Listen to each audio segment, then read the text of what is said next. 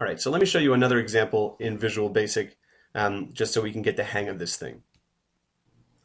So here's a really good example of how to use a conditional expression.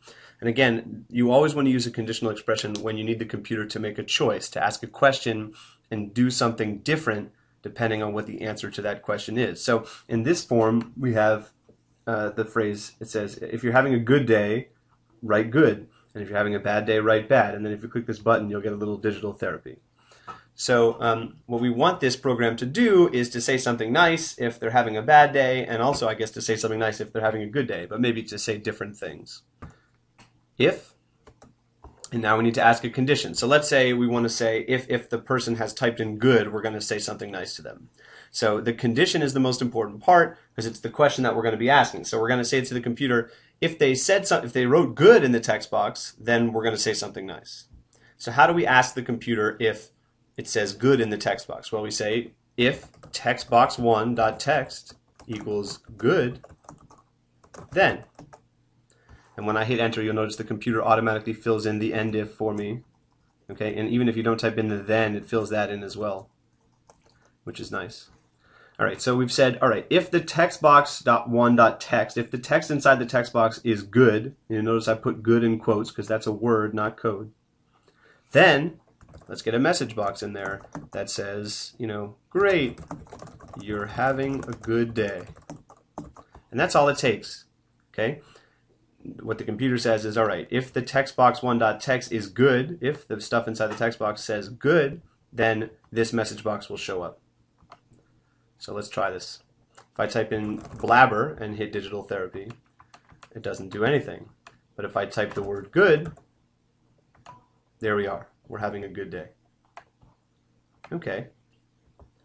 But that's not all the way done, because let's say we also wanted to say something nice if you're having a bad day to keep your spirits up. Well, we can't do two things in one place, but we can certainly add another conditional expression. If textbox1.text in this case is bad, then we wanted to say something different.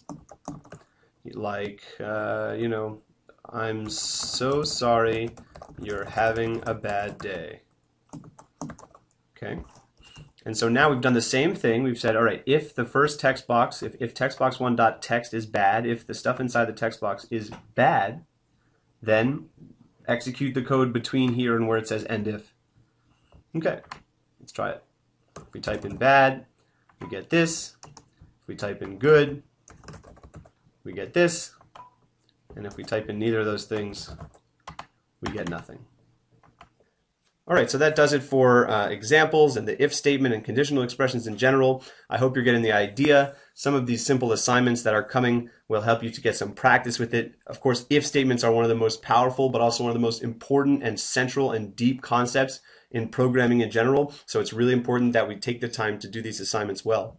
Assignment 1 is something called the secret passcode, where you're going to put in a secret number, which is 011486.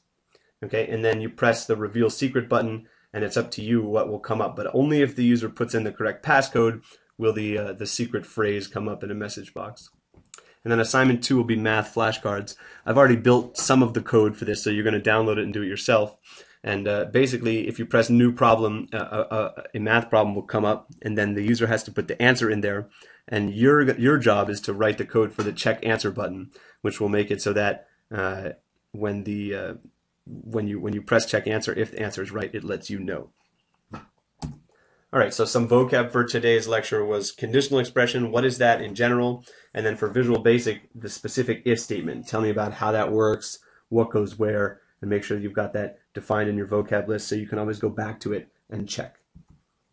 All right, so we learned why conditional expressions are used, what they're used for, and we learned about if statements, and a reminder that your vocab sheet is due again on Wednesday. Make sure it's all filled out with everything since the beginning of this quarter.